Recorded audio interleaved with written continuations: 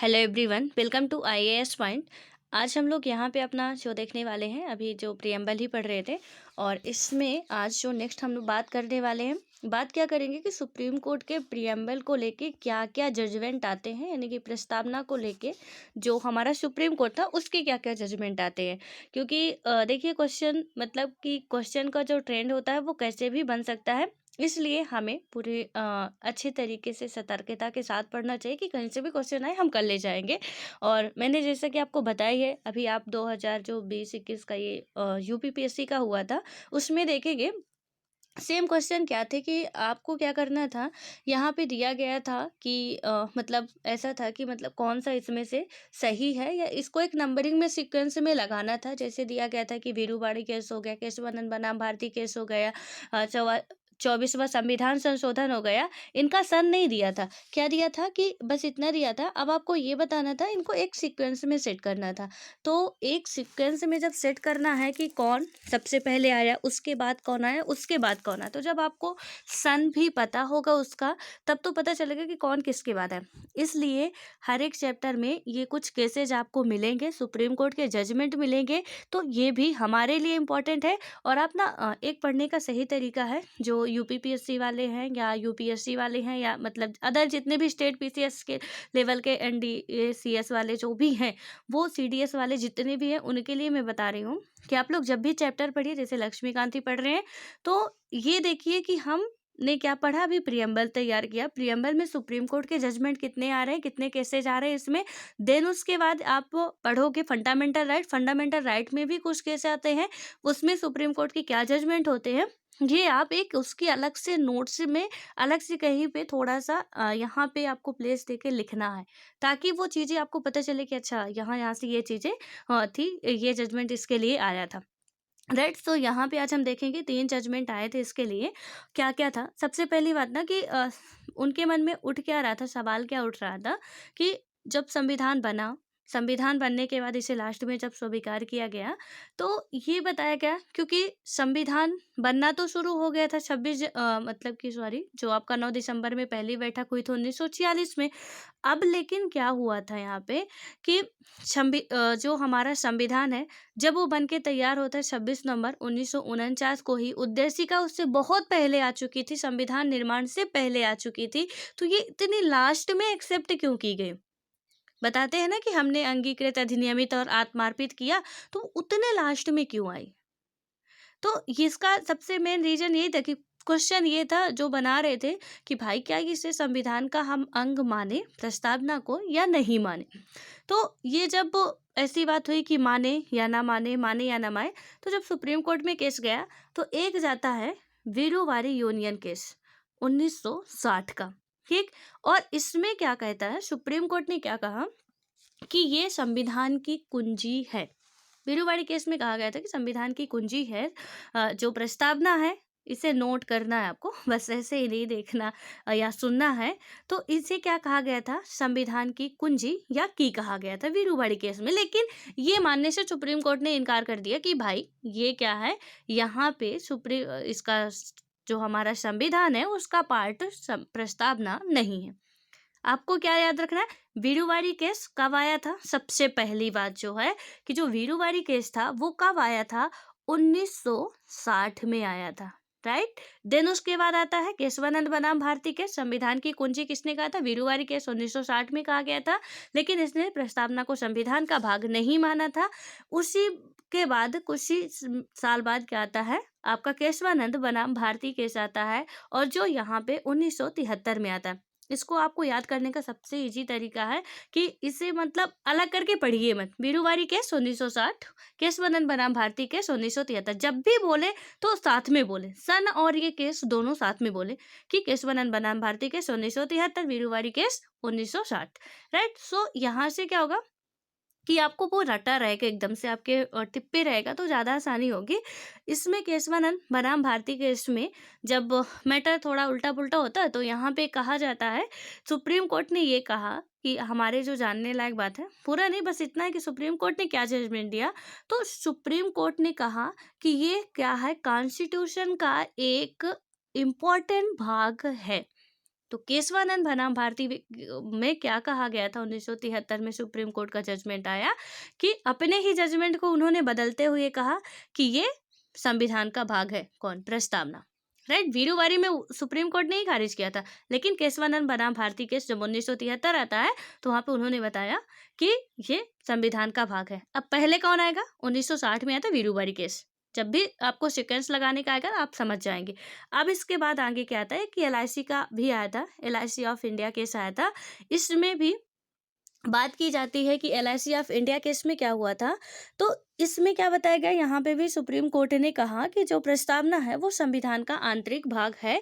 तो इसमें LIC वाले में भी इन्होंने मान लिया था कि प्रस्तावना संविधान का क्या है, एक इंटरनल पार्ट है, राइट। तो दो में क्या कहा गया, 3 जजमेंट आए प्रस्तावना को लेके। तो एक में कहा गया कि ये नहीं है, वो कौन सा था? वीरूवारी केस 1960। ये मैं 10 बार इससे बोल रही हूँ ताकि आपको रट जाए।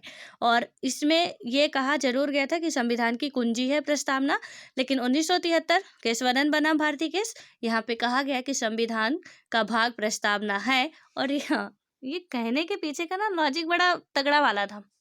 इंदिरा गांधी जी की सरकार चल रही थी भाई, यहाँ पे करना इनको ये था, प्रस्तावना में करना था संशोधन ही। अभी हमने देखा था ना कि 42वां संविधान संशोधन 1976 में हुआ था। आपको याद रखना है कि जब लाल बहादुर शास्त्री जी की डेथ हो जाती है 1966 में, उसके बाद प्रधानमंत्री के पद पे तो वही आती है। अब जब प्रधानमंत्री के पद की दावेदार वही थी, दावेदार क्या थी? लोगों ने सोचा कि ये बच्ची है, इनको बना देंगे तो हमारी बात मानेगी। लेकिन हमने पढ़ा है NCERT में, और जब स्पेक्ट्रम की आप हिस्ट्री पढ़ेंगे उसके लास्ट में सारे प्रधानमंत्रियों का पूरा ब्यौरा लिखा हुआ, तो आप देखेंगे ना इतना इंटरेस्टिंग बताया गया है, इतना कि आपको सारे प्रधानमंत्रियों में लगेगा क्या लेडी सिंघम थी यार, मतलब गजब का। कि वहां पे उन्होंने जो कह लिया उनके मन में आ गया, करना है सो करना है। किसी की मतलब कुछ भी कहीं रोक लगाने वाला उसी को खत्म करो, ना रहेगी बांस ना बजेगी बांसुरी, यानी कि वो है ही नहीं।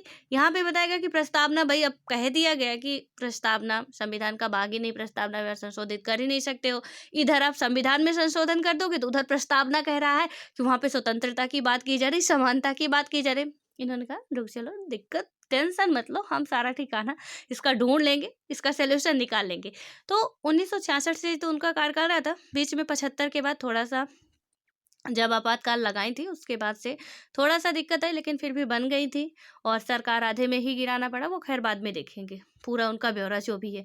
तो इसमें मेन मुद्दे की बात जो है कि इन्होंने क्या कहा कि भाई अब इसको ना संविधान का भाग मानना ही पड़ेगा, क्योंकि जब संविधान का भाग मानोगे तभी तो 368 के तहत आप क्या कर पाओगे, संशोधन कर पाओगे। संविधान के यदि पार्ट नहीं है तो 368 क्या कहता है कि संविधान में जो भी चीज़ है उसमें संशोधन कर सकते हो आप। लेकिन जो हमारा आर्टिकल 368 सिर्फ संविधान में लिखी गई चीज़ों को पे काम कर रहा है। अब आप कह रहे हो कि प्रियम्बल संविधान का पार्ट ही नहीं है, तो उसमें से संशोधन आप कर नहीं पाओगे तो दिक्कत होगी। तो यहाँ पे जब दिक्कत होगी तो इंदिरा जी ने दिमाग लगा, भाई यहाँ पे आने दो, ये संविधान का भाग है। तो हालांकि कहते हैं कि सुप्रीम कोर्ट आपका फ्री है।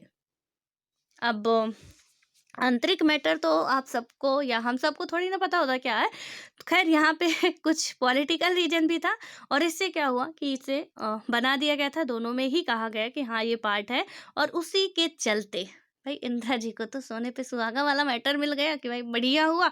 और 1976 में 3 साल बाद ही उन्होंने क्या कर दिया, 42वां संविधान संशोधन आया, और वहां पे उन्होंने कर दिया प्रस्तावना में संशोधन।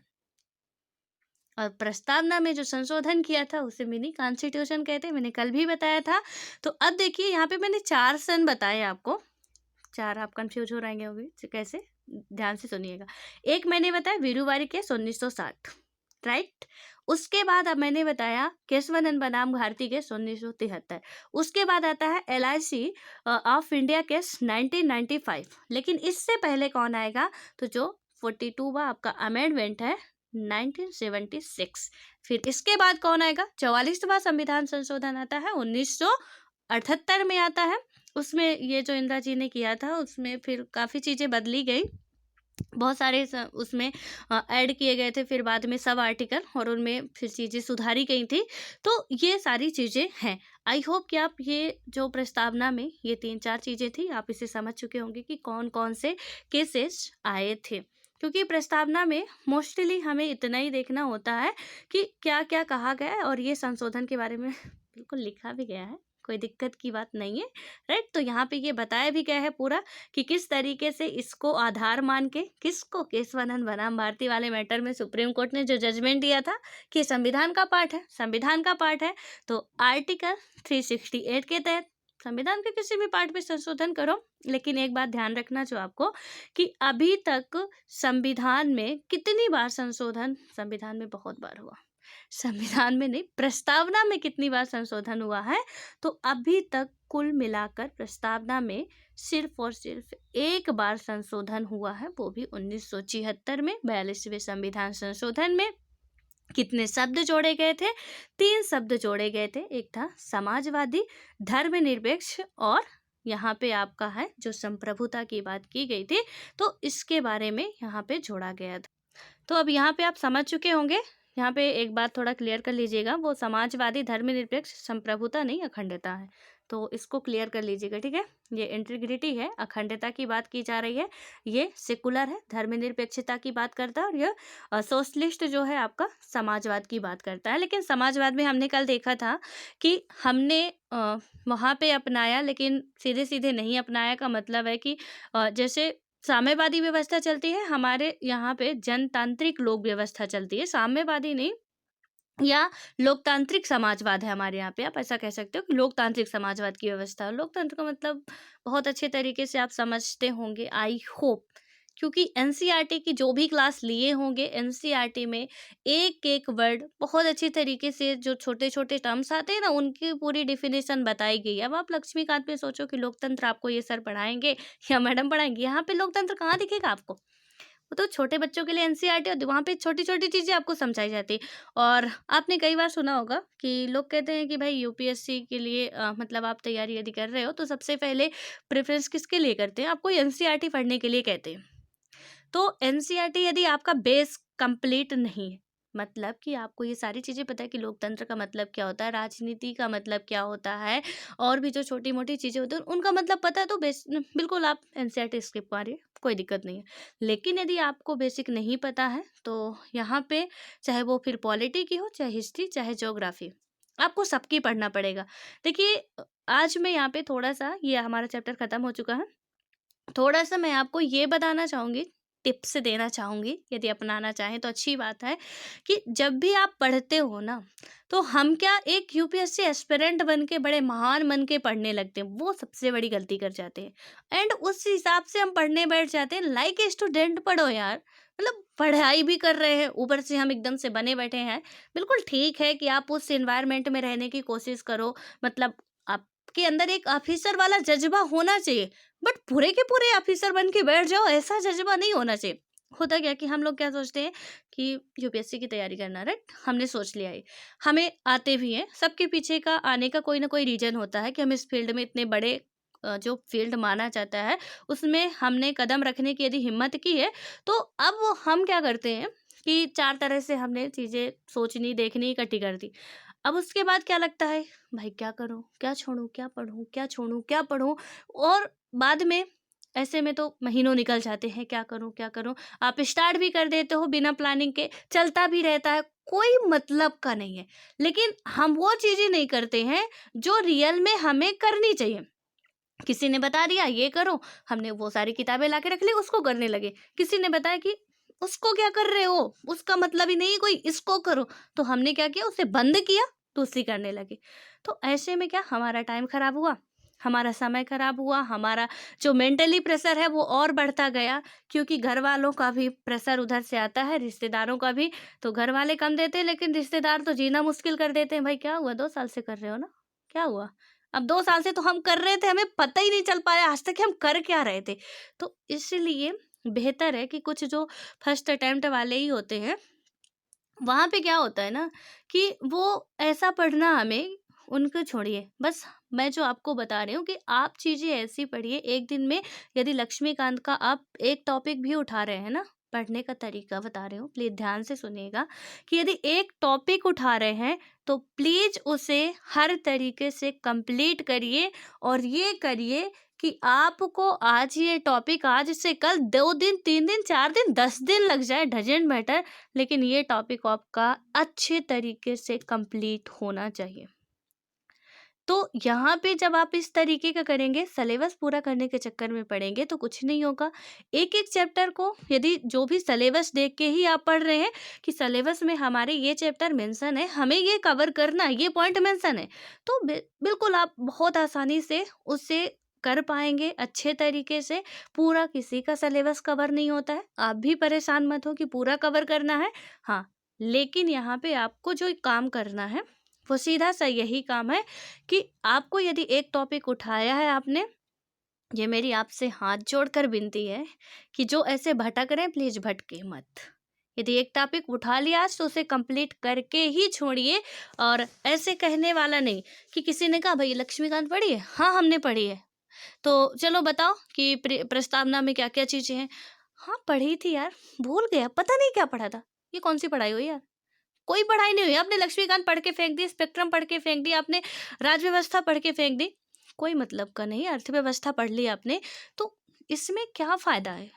हमें तो कुछ मिला नहीं, हमारा आउटपुट कुछ निकला नहीं, हम किस लिए पढ़े? सो सीधा फंडा है कि आप लोग थोड़ा-सा अपनी तैयारी को बेहतर बनाने की कोशिश करें और उसी तरीके से थोड़ा-सा आगे बढ़ें तो अच्छा होगा। सिलेबस देखिए, टॉपिक जिस भी एग्ज़ाम की तैयारी कर रहे हैं, आजकल इतना अच्छा ट्रेंड है कि सिलेबस में एक-एक टॉपिक मेंशन है। आप चाहे एमपीपीएससी की कर रहे हो, चाहे यूपी बिहार की कर रहे हो, कहीं की भी कर रहे हो, वहाँ पे एक-एक टॉपिक दिया हुआ है कि भाई ये टॉपिक से क्वेश्चन आने हैं। उतना ही पढ़िए ना आप, अच्छे से पढ़िए, ढंग का पढ़िए, उतने टॉपिक कम से कम कंप्लीट करिए, दुनिया जाए जहाँ भी जाना हो, ठीक है? तो उससे मतलब नहीं होना चाहिए आपको, बस हमें पढ़ना है और पढ़ना इस तरीके से कि नाम का नहीं, जो आज पढ़ें वो आज के आज हमारा कंप्लीट होना चाहिए। ज़रूरी नहीं कि आज के आज, जितने दिन में हो, लेकिन वो अच्छे तरीके से कंप्लीट होना चाहिए। मेरा कहने का मतलब ये है कि अच्छे तरीके से। अब यहाँ पे कुछ लोग गलत मतलब निकालें कि भाई ऐसा बोले सिलेबस कैसे कंप्लीट होगा, कैसे पढ़ें, मतलब 10 दिन में कैसे पढ़ेंगे? तो आपके अंदर वो कैपेसिटी धीरे धीरे आ जाएगी, स्टार्टिंग में नहीं आती है। जो न्यू है उनके लिए तो स्टार्टिंग में नहीं आती है, जो पुराने उनको बहुत अच्छे से समझ में आ चुका होगा कि अब हमें किस तरीके से चीज़ें करनी है, कहाँ पे गलतियाँ वो कर रहे हैं। लेकिन जो न्यू है वो ये गलतियाँ करेंगे तो बेहतर है। ज़िंदगी इतनी बड़ी नहीं होती है कि दूसरों की मतलब खुद से गलतियाँ कर के आप सीखो। यदि दूसरा कोई गलती कर चुका है और वहाँ से आपको सीखने को मिल रहा है, वो बता रहा है, तो आपको बखूबी उसे अमल कर लेना चाहिए। हम थोप नहीं रहे हैं, बस थोड़ा-सा आपका समय जो है वो बच जाएगा। इस तरीके से पढ़ेंगे एंड आप एक कॉन्फिडेंट रहेंगे कि हमने ये टॉपिक पढ़ा है, इस टॉपिक से कहीं से भी क्वेश्चन बनेगा तो हम कर लेंगे। इस तरीके के यदि रहता है, आपने हिस्ट्री भी पढ़ा, 10 चैप्टर भी पॉलिटी के कंप्लीट कर लिए, 10 चैप्टर भी क्या 4 महीने, साल भर में इतने नहीं हो सकते? हो सकते, पूरा सिलेबस ही कवर हो सकता है। बस करिए तो, शुरुआत करिए, धीरे-धीरे सब चीज़ें हो जाएँगी, लेकिन अच्छे तरीके से। सिर्फ पढ़ना नहीं है, जो हमें बन जाए वो करना है, पढ़ के नहीं निकल जाना है, किसी को बताना नहीं है। आपकी रिजल्ट देखते हैं लोग, आपकी मेहनत नहीं देखते हैं। तो इस बात को याद रखिएगा कि दुनिया कभी भी आपको ये नहीं देखेगी कि आप रूम के अंदर कभी सोते नहीं थे, कभी मोबाइल नहीं चलाते थे, लोगों से दूर हट गए, दोस्तों से बात करना बंद करी थी, ये कोई नहीं देखता है। देखता है तो सिर्फ रिजल्ट।